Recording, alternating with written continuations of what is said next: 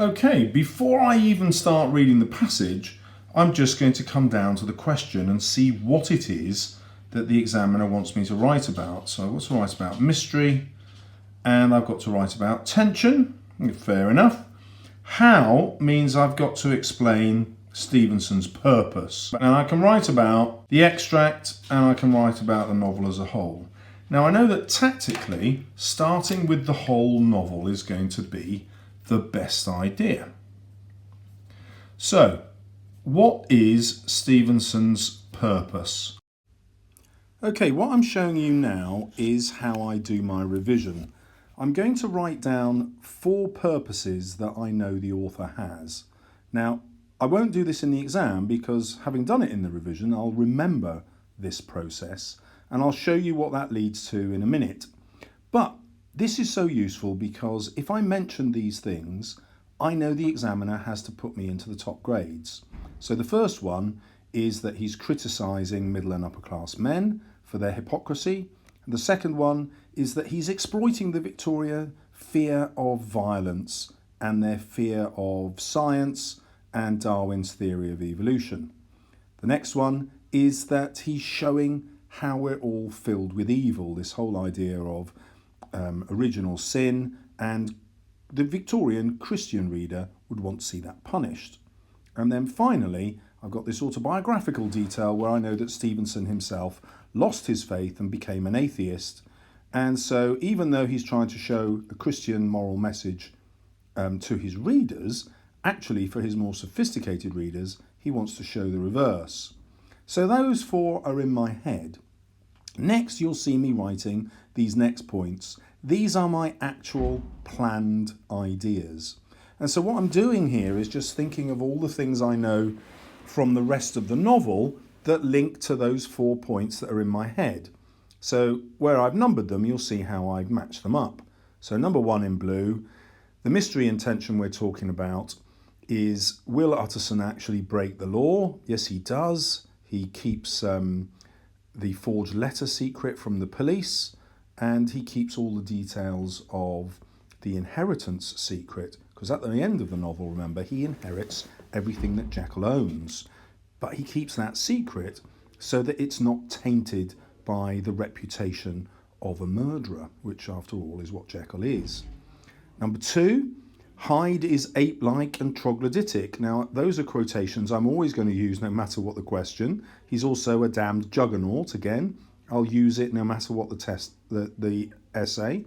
And I'm also going to use Satan's signature upon a face. They're all labelled number 2 because I'm going to use them to show how Stevenson is writing about this Victorian interest in good and evil from their Christian perspective. Number 3, I'm looking at the death of Jekyll and then of Hyde, and that shows how evil is being punished.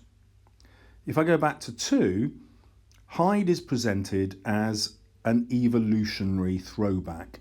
He is a primitive form of mankind, and that's why it's included. On the one hand, this suggests to Victorian readers that Darwin's theory of evolution is threatening, and that's why Hyde is such a threatening figure. But on the other hand, this puts forward the scientific point of view that actually we are all descended from more primitive beings, and if you like, our primitive instincts are in fact natural, and society shouldn't be so quick to judge them and oppress them. Now I can put in the biographical detail that Stevenson rejected this kind of British society and went to live in Samoa, a more primitive society which actually allowed people to be much more themselves without this hypocritical moral code that he found in London. In point 4, you can see I'm arguing that science could have triumphed, but it was thwarted by chance. In other words, it was just bad luck that the salts he needed for his potion ran out, and it was also by chance that he created a devil instead of an angel, as he puts it. If he had been in a really pure mood when he created an alter ego, he would have created an angelic figure rather than an evil one. Now, what we need to consider here is that although the novel punishes this science, Stevenson himself might well have been in favour of it.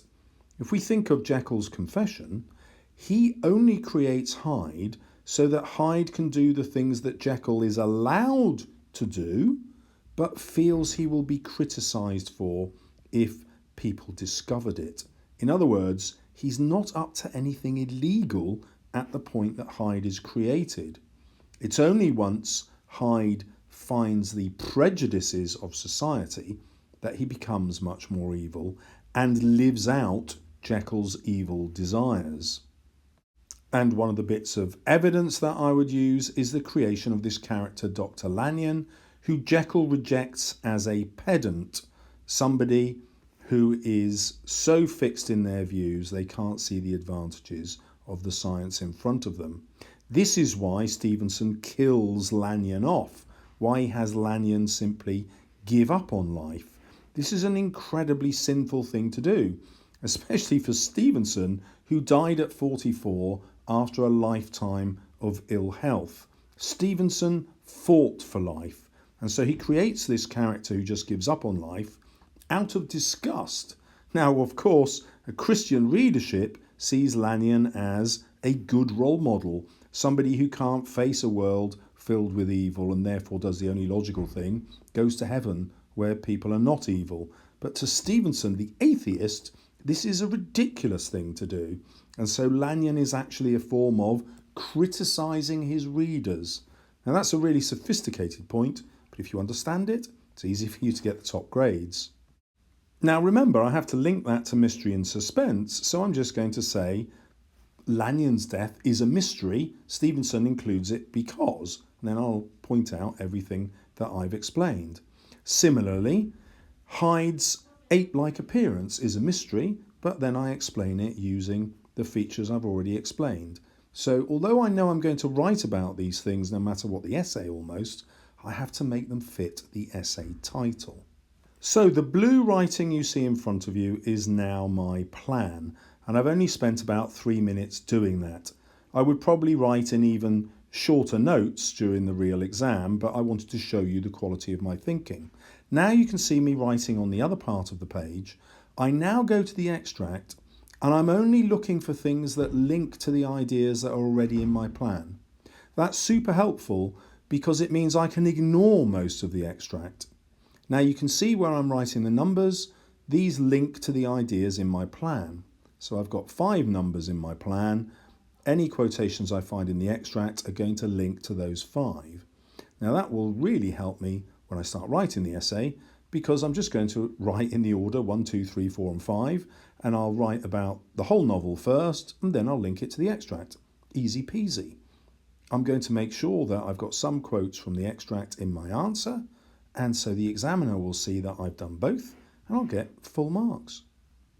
Because I've spent 5 minutes planning, but linking everything in my planning to what I know is going to get the top grades, Stevenson's purpose and point of view. And now I've also given you the perfect way to revise. Sit down with some extracts and do this plan. You don't have to write out the whole essay. There you go. Grade 9, here we come. Good luck. See you soon on my channel.